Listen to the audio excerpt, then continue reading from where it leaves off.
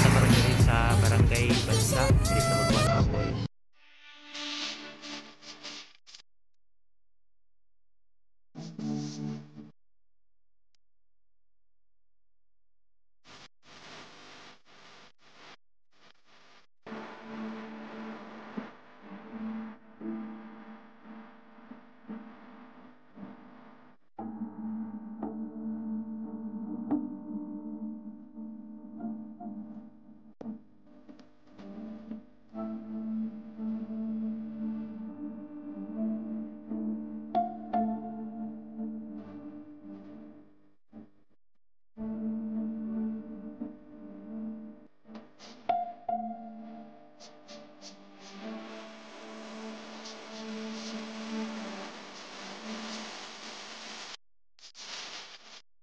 So doon na ta mga boys diri sa Bansa Church Ruins.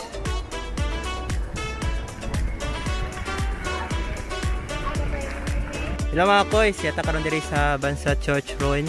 So atong susihon ug atong tukion mga boys kung unsay ana diri sa Bansa Church Ruins. So explore na to mga boys kung unsay ana diri.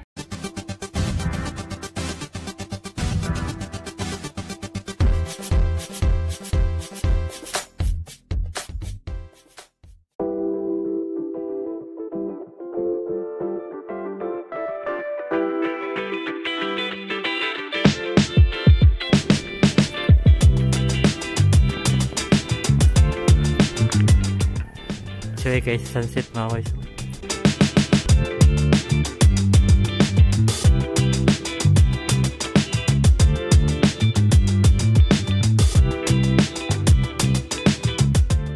Hello mga boys, yata karon diri sa Bansa Church Ruins, diri sa Butuan City. So nakita ninyo mga boys ang nagbarog ang ruins. So kaning ruins church mga boys, kitukod kini kadtong 1622 sa mga Agustinians Recollects, sa mga praile nga gikan sa Espanya. So naigito ko diri nga cross mga boys ni Father Juan de San Nicolas kaniadtong 1875, 146 years ago na mga boys. Siguro kadto nga time mga boys di ang area naay simbahan diya kaniadto nga kahoy. So na pag-attack sa mga Moro way back 1800s mga boys, isunog nila ang simbahan. So kanina lang mga boys ang nabilin nga ruins church kani nga area diri mga boys. Diri naay simbahan diri nga gitukod sa una panahon sa mga Agustinians. Kahoy ra to mga boys. So lupig pa dahil atong church ruins diri sa Bansa mga boys, diri sa Butuan. Katong gitukod nga Magellan Cross sa Cebu, 1800s pa to siya pero mas ahead pa ni siya mga boys. Kay 1622 pa man ni natukod. Ang nakanindot lang ato mga boys is ang construction materials niya gamit ato ay coral stone. So mo tong lig-on gid siya kayo, di basta-basta.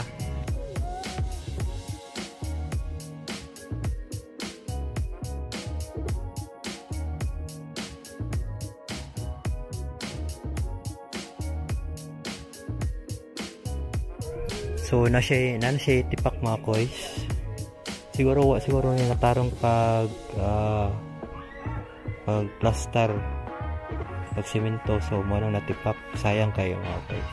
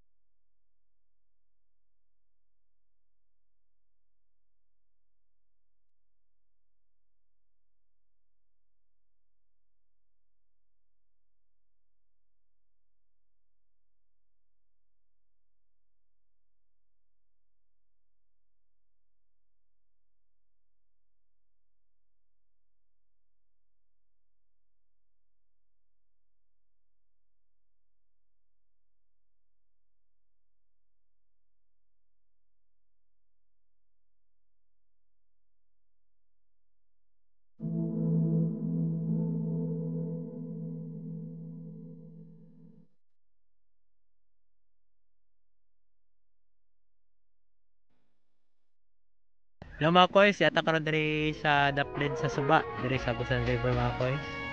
Ang luyon ako mga koys, mao ang Bansa Church Roads. So na siya tapad balite mga koys. Napoy istorya sa lolo mga koys, istorya ra po ni ato ko sa nado ko na gold dira sa una panahon sa gera sa kon. Nado istorya ra po na mga koys, ato iso mga koys. So anyway, salamat kay mga koy sa inyong suporta o unta mapadayon mo sa akong pagtanaw, paglantaw sa akong vlog mga koy. So thank you so much mga koy.